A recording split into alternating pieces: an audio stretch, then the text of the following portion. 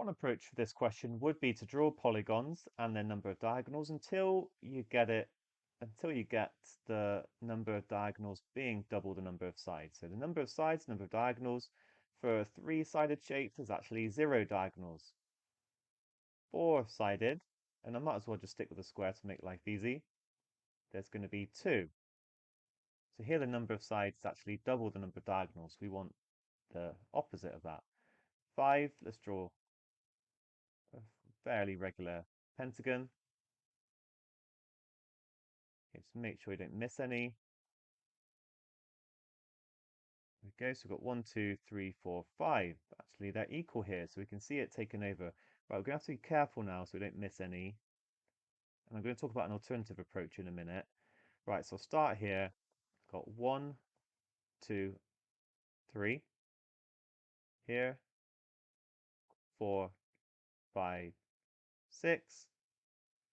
Here, I've actually already done some of them, so I've got 7, 8. And that just leaves, I think, 1 that I've not put in, 9. Okay, we're getting there. So we can already rule out all of these. 7.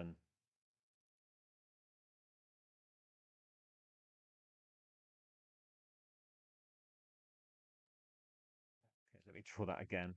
1, 2, 3, 5, 6, 7. Okay, and do stick around because I'm going to show you a more general method that's a bit more mathematical.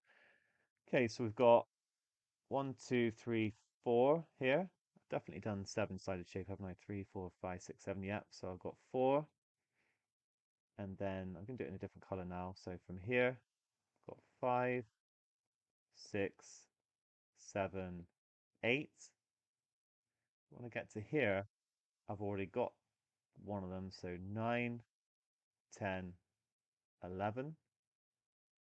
Here, going to get 12, 13. Here, I think there's just one that I've missed. It's actually quite hard to see, but there we go, 14.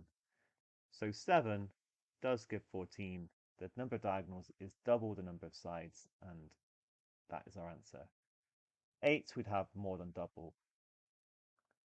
Okay, more profound answer now. This is really nice. So we've got to just think a bit more carefully about how we get the diagonals in there. So if we just pick any single vertex, then it doesn't have a diagonal with itself or its two adjacent neighbors, which means every vertex is actually going to have n minus 3 diagonals.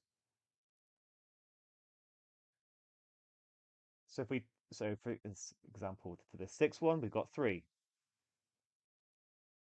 Now, if I times that by the number of sides, then that tells me the number of diagonals coming from each vertex, each corner. So in the general case, it would be n times n minus 3. However, we're only interested in the number of diagonals, not the number coming from each vertex. I've double counted essentially the number of diagonals because I've counted, like this one here, I've counted twice. I've counted it from the bottom and from the top. So I just need to divide through by 2, which for the 6 would give me 9, which I think we found before. We did. In general, it's going to be n times n minus 3 over 2. That is a general formula for the number of diagonals in a polygon.